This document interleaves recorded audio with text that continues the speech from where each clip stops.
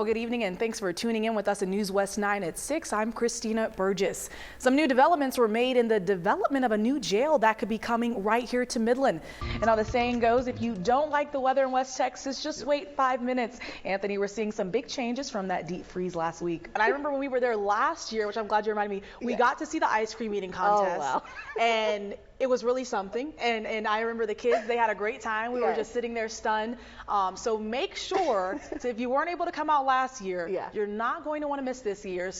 Well, say lawmakers have less than 10 days to prepare for the third special legislative session of the year. Moms, grandmas, and even guardians and their sons had the chance to come out for a night at the circus. That's right, I'm out here, honestly, we're right here on the corner of Grant and Muskingum in Odessa. And as you can see right here at my feet, we're in some high flood waters. Just know that the roads are icy. I am going to move out of the way a little bit so you guys can see behind me. The roads are, there's a little bit of snow that's covering the roads just a little bit, but the main problem is that ice that is all out. And if you want to come to the Midland County Fair between Thursday and Sunday, you can come out and maybe Mr. John, the strongman himself, can bench press you also. I'm out here at the 13th annual Midland County Fair, and I'm on a Ferris wheel, one of my favorite rides here because it's kind of, relaxing, a nice cool down for a long day at the fair. Well, yeah, Crystal, I'm joined here today with Odin and Maze. They are two of the 4 canines here with the ECISD Police Canine Unit. I'm here on one of the 19 courts here at the Bush Tennis Center.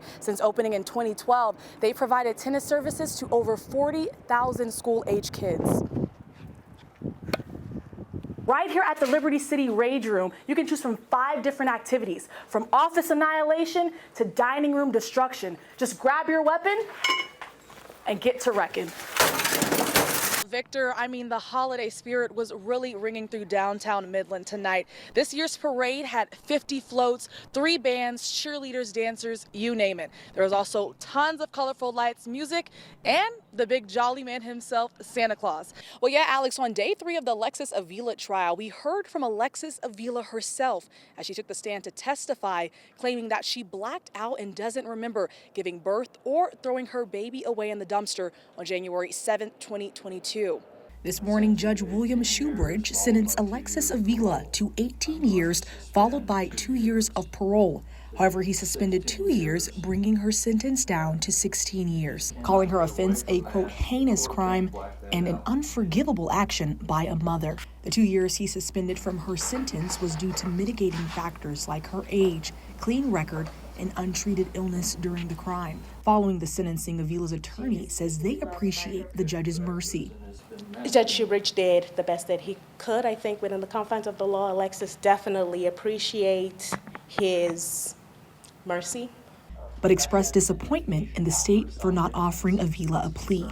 Or I guess the better thing would have been if the state, the prosecution, would have seen things the same way and chosen to charge maybe differently, maybe make a plea offer, something that we could have worked with. It's a little disappointing that our prosecution, our community was asking for blood on the backs of this 18-year-old girl. District Attorney Diana Luce said in a statement regarding today's sentencing, quote, "We are thankful that the court found that this especially heinous crime was a serious violent offense and that the defendant will receive a just punishment for committing this crime against an innocent newborn." Avila's team also plans to appeal and says Alexis hopes to one day have a relationship with her baby.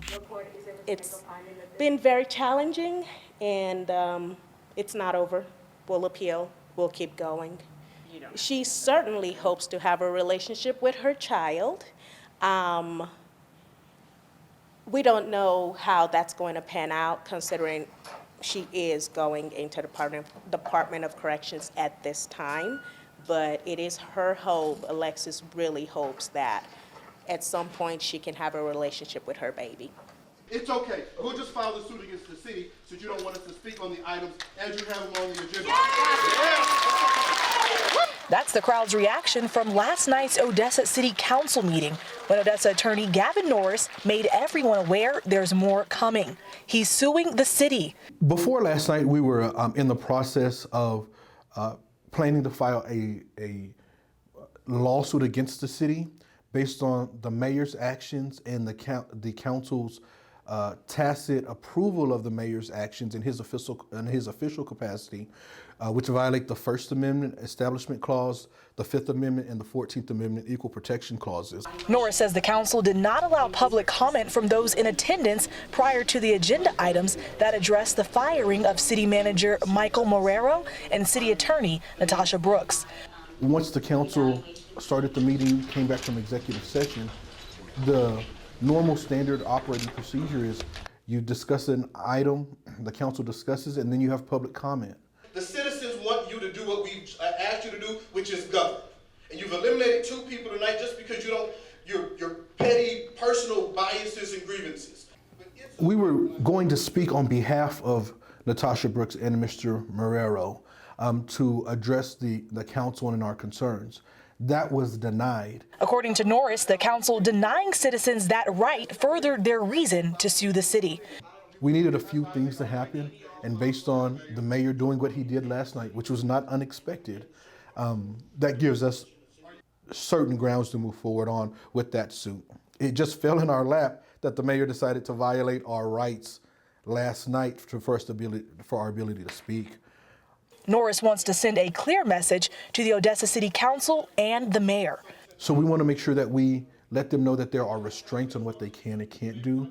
The mayor and his group of his clique of council members can't just run roughshod through the city without being held accountable and without regards. And that's what the lawsuits are set to do. He's accountable to the citizens that elected him, and we are the citizens.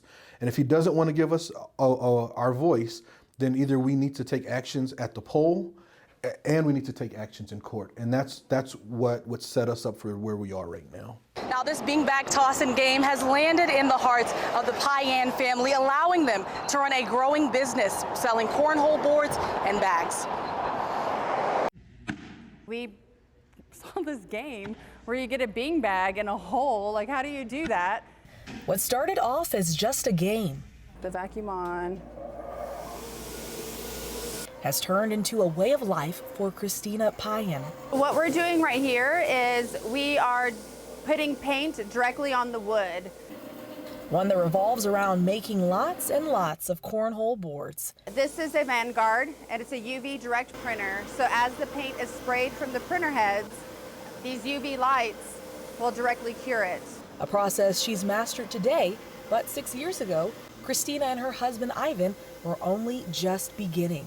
We ended up building a shop behind our house for my garage. I started hand painting probably, 6 years ago. We were busy and we were like, we have no equipment. We were just doing everything by hand. So it was time to really think about, do we take a risk now? Or do we go ahead and just go for it and make the jump and purchase some equipment and try to evolve. do it? And evolve they did. These are a little set of mini boards. They're 15 by 30. This one does have a regular size hole. From the garage to a shop of their own, they now own a cornhole board business called Zico Nico, named after their 2 sons. And all of these are customs. So we did all of this through Adobe Photoshop and Illustrator to what the customer wants. Making custom cornhole boards and bags for players all over the U.S. You have your mini boards, you have youth boards, you have tailgate size, you have regulation size. Every bag that we make comes out in a Zico Nico tote, but these right here are little 4-inch mini bags for our little mini boards. All those are made in-house, and they're a resin fill, so you're not getting the old school corn fill in there. And with business booming, we call this our Texas Nautical Star. The Payans credit their growth to the place they call home. But it's really grown mostly because we have a community that started their own leagues and their own ventures and their own community around the game. So we had community in Seminole. They were out here playing with us, and they're like, hey, we want to take this to Seminole. So they needed boards. They didn't know where to get boards Major League Bagging in Odessa. So, Odessa, Lubbock. It's all about companionship. And there was no way that we could still be doing this if it weren't for them. And now they can't imagine doing anything else. We believe in what we do. And I think that's the biggest thing, is you have to believe in what you do. The Tall City, one stop of 49 across the Lone Star State for gubernatorial candidate Beto O'Rourke. You saw it in the number of people who turned out here tonight on a Wednesday evening. We were standing room only here and talking about the things that are most important in Midland. And as for what was most important to those in attendance, many asked about gun laws in the light of Uvalde. Defend the Second Amendment while doing a far better job of protecting the lives of the people in our lives, right? Can we agree on that much? And O'Rourke says public safety is his top priority. As governor, I'm going to make public safety, supporting our police, and reducing violence my #1 priority. We've got to get to common sense gun legislation like universal background checks and red flag laws.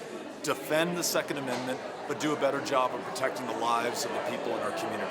Now is the time to turn the page. And we also have an opportunity here in Texas to lead the way in rewriting our immigration laws to ensure that if you want to join family, work a job, petition for asylum, there's a way to do that, but that you follow the law and you do it in an orderly fashion. He promised job security, especially for the industry that drives our region, oil and gas. First and foremost, jobs, especially energy jobs, protecting the oil and gas jobs that we have here, but also making sure that we own the future of this energy revolution globally, have it headquartered right here in West Texas.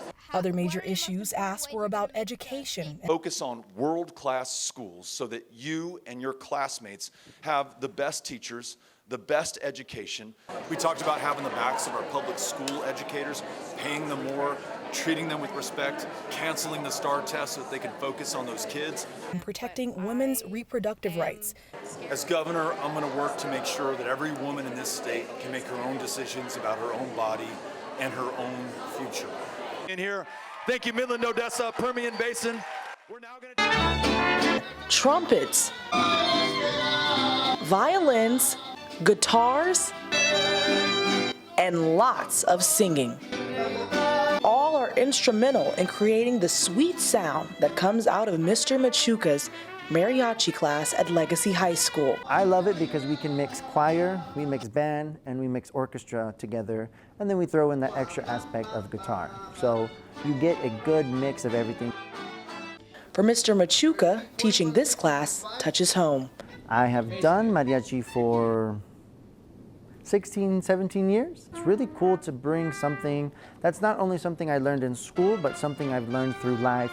Like I said, it's a very, very big Mexican, Hispanic heritage culture-based music program. So it's been instilled to me by my grandmother. And now he's instilling the culture to his 30 students, one being senior Abram Martinez, who doesn't play just one instrument in mariachi. So today I played the violin and the accordion. Ever since I got the violin, I always wanted to play mariachi music, but we didn't have that program back then. But now that we actually got it, I was like, I gotta choose that class for sure. We have a mixed group of students in the mariachi, and you don't have to be Mexican, you don't have to be Hispanic to enjoy the mariachi. We have everybody under the sun that's included and enjoys listening and playing our mariachi. Riley Williams is the other senior in class who plays an instrument bigger than herself. I've always been more attracted to the bigger instruments. Like in general, everything's, like it feels a lot easier than a smaller instrument in my hands. Which sounds weird because I have really tiny hands, but it's been really different. It's been really exciting too, being able to expand everything going into it. I didn't know much, but I've learned a lot over these past couple of years. Legacy's mariachi is only in its 3rd year, but from the sound of things, they're strumming in the right direction. It's really, really great just kind of raising up the next generation of mariachis and not even only teaching them their instrument, but the culture about it, where songs come from, what styles things are. Here at Legacy, mariachi is thriving and we're going